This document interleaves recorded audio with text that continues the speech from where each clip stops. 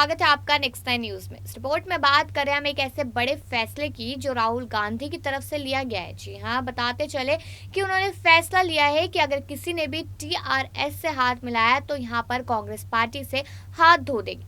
बताते चले कि तेलंगाना में किसानों की एक बैठक थी जहाँ पर इस तरीके के बड़े बड़े फैसले लिए गए।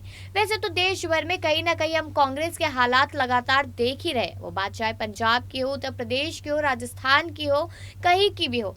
लेकिन यहाँ पर अब जिस तरीके से तेलंगाना में भी इतना बड़ा फैसला लिया है तो सोचने वाली बात यह आ जाती है कि क्या कांग्रेस को अब डर नहीं लगता कि यहाँ पर उनकी पार्टी का सुपड़ा कभी भी साफ हो सकता है। क्योंकि सबसे बड़ा एग्जाम्पल यहाँ पर अभी का करंट का प्रेजेंट का जो है वो राजस्थान है।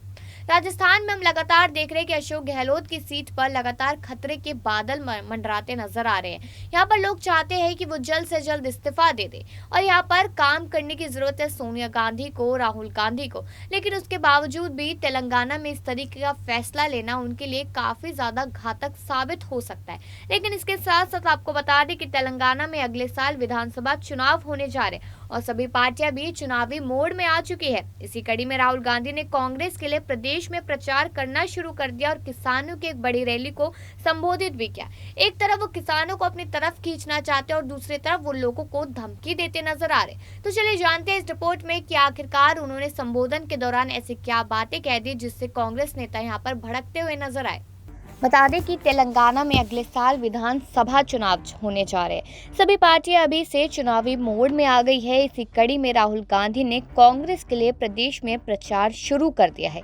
उनकी तरफ से किसानों की एक बड़ी रैली संबोधित की गई है। उस रैली में राहुल गांधी ने साफ कर दिया है कि चुनाव में कांग्रेस अकेले चुनाव लड़ने जा रही है और चंद्रशेखर की टीआरएस से किसी भी कीमत पर हाथ नहीं मिलाया जाएगा।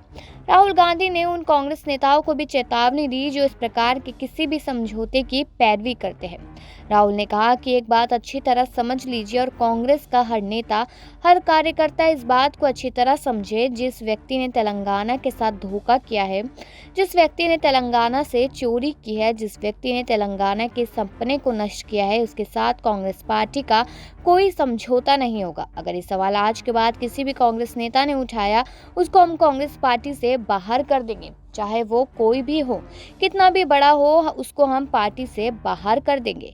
कांग्रेस नेता ने इस बात पर भी जोर दिया है कि जिसको भी टीआरएस के साथ समझौता करना है तो वो बीजेपी में शामिल हो सकता है।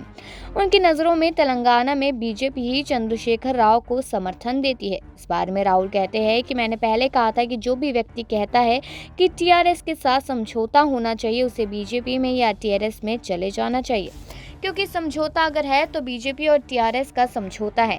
आप याद रखिए, जब नरेंद्र मोदी ने 3 काले कानून पार्लियामेंट में पास किए थे तो टीआरएस के नेता क्या कह रहे थे।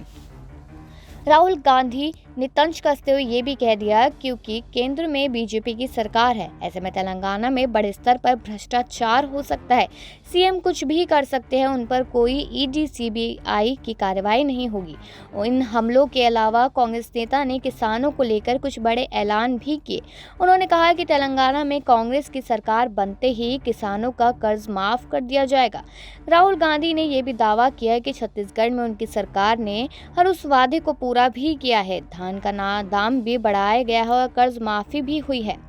इस सब के अलावा सीएम चंद्रशेखर पर सीधा हमला करते हुए राहुल गांधी ने उन्हें एक राजा बता दिया, साफ कर दिया कि वे जनता के सीएम नहीं है, वे सिर्फ वही करते हैं जो उनका मन करता है, उन्हें जनता की परेशानियों से कोई लेना देना नहीं है। ऐसे में राहुल गांधी मानते हैं कि तेलंगाना से टीआरएस को हटाने का काम सिर्फ कांग्रेस पार्टी कर सकती है। वे इस बात पर भी जोर दे रहे हैं कि आने वाले विधानसभा चुनाव में कांग्रेस बनाम टीआरएस की लड़ाई भी हो सकती है। तो वही अब आपने इस रिपोर्ट में ये तो सुन ही लिया कि यहाँ पर बहुत सारी बातें राहुल गांधी के द्वारा कही गई है। उन्होंने कहा कि अगर किसी और ने किसी भी पार्टी का हाथ थामा, उसके बाद वो कभी भी वापस कांग्रेस में नहीं आ पाएगा। टीआरएस का हाथ थामा तो कभी भी कांग्रेस से जुड़ नहीं पाएगा। किसानों की बात यहाँ करते नजर आए, क्योंकि हमने देखा ही था कि जिस तरीके से किसान आंदोलन चल रहा था तो उस समय पर यहाँ पर विपक्षी दल अपनी रोटियां लगातार सेकने में लगे थे। तो वही राहुल गांधी अब तेलंगाना के किसानों को पकड़ के लगातार यही देखने की कोशिश कर रहे हैं कि ये किसान जो कांग्रेस पार्टी है उसका समर्थन करते हैं या नहीं। इसके आगे आपको बता दें कि वहां के सीएम चंद्रशेखर पर भी सीधा हमला बोल दिया था और राहुल गांधी ने उन्हें राजा बता दिया। साफ कह दिया कि वे जनता के सीएम नहीं हैं और वे सिर्फ वही करते हैं जो उनका मन करता है। तो अगर आप चाहते हैं, ऐसी बात यहाँ पर राहुल गांधी कहते हैं कि अगर आप चाहते हैं कि यहाँ पर सिर्फ आप लोगों की सुनी जाए, जनता की सुनी जाए, किसानों की सुनी जाए, बेरोजगारों की सुनी जाए, तो सिर्फ और सिर्फ कांग्रेस पार्टी के बारे में जरूर सोचिएगा और यहाँ पर कांग्रेस पार्टी को लाने की पूरी कोशिश कर रहा। इस तरीके से अपनी बात कहते नजर आए। वैसे तो देखना होगा कि तेलंगाना के अगले साल होने वाले विधानसभा में क्या ही होता है, क्या तस्वीरें सामने आती है, कौन सी पार्टी मोर्चा मारती है, सारी चीजें लाजमी होगी। लेकिन कांग्रेस को लेकर आपकी क्या राय है, ये कमेंट सेक्शन में जरूर बताइएगा और बाकी ऐसी खबरों के लिए देखते रहिए नेक्स्ट 9 न्यूज।